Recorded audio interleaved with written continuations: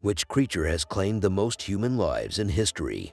Humans have a long-standing position of being the most deadly creature in history, culminating in the 20th century when we gained the power to annihilate mankind with the press of a button. But, Homo sapiens aside, there is another creature that has claimed even more lives than our wars, murders, and persecutions. Despite this alarming fact, this creature isn't one that inspires phobias. Instead, it is generally considered an annoyance rather than a threat. Known to be a common vector of over 15 diseases, the mosquito is responsible for 1 million deaths every year, far ahead of humans, with homicides accounting for an estimated 475,000 deaths. With mosquitoes being the vector for diseases including St. Louis encephalitis, West Nile virus, dengue fever, and the lethal yellow fever, they are most prolifically known for carrying the malarial parasite, which has been found in amber fossils dating back as far as 30 million years. By the time of Julius Caesar, the term malaria had been coined, meaning bad air. People were certainly onto something, finding a correlation between the stinky marshes surrounding Rome